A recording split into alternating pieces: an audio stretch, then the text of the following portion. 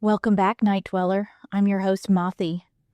It began with a strange discovery on a distant planet, shimmering stones that held a secret no one was ready for. Then came the hatchings, the chaos, and the fight to stop what followed. Now, the final battle has begun. The city is quiet, but something still stirs beneath the surface. This is the final chapter, the end of their story, or the beginning of something worse. You're listening to They Hatched Among Us, Part 5. Let's finish this. Tune in close, dim the light, simple dark tales late at night. Theo moved quickly, examining the room with wide, calculating eyes. We have what we need. He pointed toward the salt silos looming overhead like metal titans, thick pipes snaking out from them like arteries. If we can rupture those lines and flood the chamber with salt. A sharp thud cut him off. The door behind them groaned in protest as another strike slammed into it from the other side of the door. The silence that followed was unnerving. A low hiss echoed somewhere above them. Maybe steam, maybe something else. The facility creaked with age and stress, like it was straining to contain more than just pipes and water. Lucy's breathing was sharp in her ears as she paced near the silo's control panel, trying to steady her trembling fingers. Every sound felt amplified, every movement too loud. The fluorescent lights overhead flickered again, washing the room in a brief, nauseating strobe. Dalton glanced around at the others. We need to act fast. We've got a plan, let's... The floor vibrated. Just once. A tremor, like the planet itself, exhaled beneath them. Theo looked up, his expression tight. Did you feel that? Another vibration. Then a loud, wet crack, the sound of something massive tearing loose. Lucy staggered back as the salt mound in the center of the room shifted. What was once still began to pulse, as if something beneath it was alive and breathing. The fine white layer on the surface shivered, then heaved upward like a rug tossed from beneath. A moment of silence stretched thin, taut as a wire. Then came the shriek.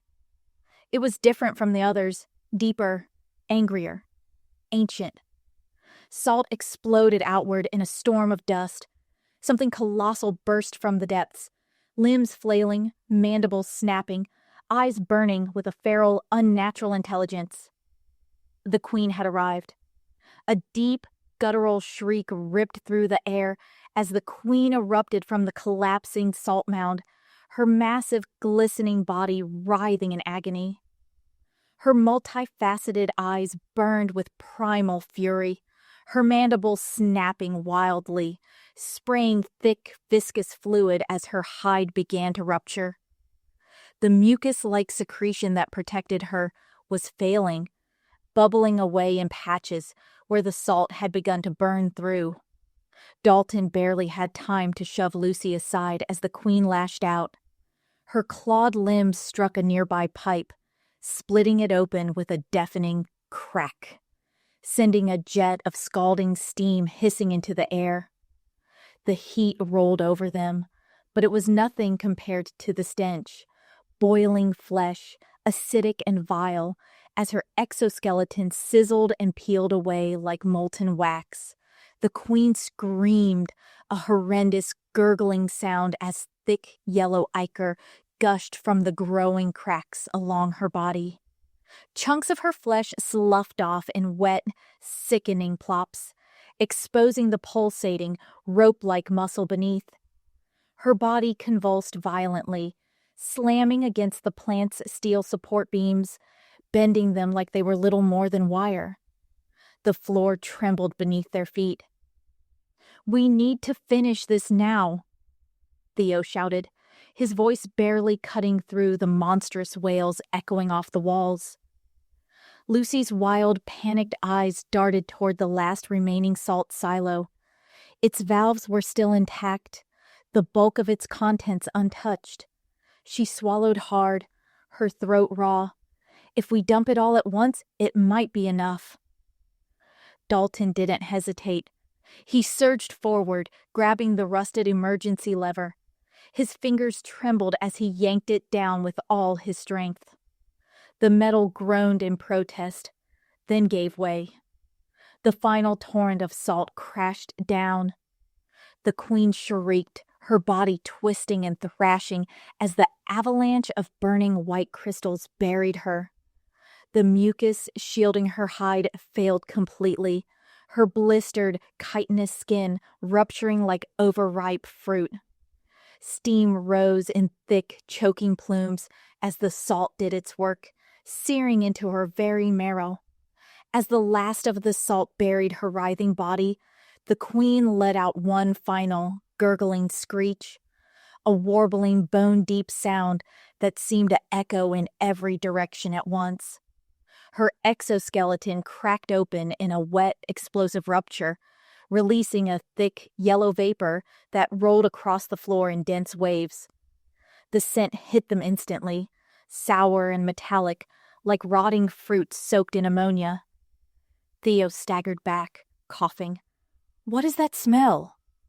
Lucy pressed a hand to her mouth, her eyes wide. "It's her. Something's leaking out of her, something alive." Beyond the walls of the facility, across the city's broken streets and ruined buildings, every remaining creature, every spined, chittering monster still hunting in the shadows, screeched in unison. The sound rose like a tidal wave of static, then broke into chaos. Some slammed into walls. Others began to twitch violently, ramming into each other, tearing at anything nearby, even themselves. Their bioluminescent bodies pulsed erratically, strobing in panic. The pheromones the queen had released were overwhelming their senses, filling their brains with one last corrupted command: kill, burn, end. And then, silence. Bodies crumpled in alleyways. Limbs twitched in the shadows. The creatures dropped like stones. Theo gripped the railing with one shaking hand. That was her fail-safe. Dalton didn't respond at first. He watched the thick vapor dissipate slowly through a broken vent above the queen's remains. Number, that was her revenge. The silence that followed was deafening. Dalton slumped against the railing, chest heaving. His hands ached from gripping the lever so tightly, his limbs weak from exhaustion.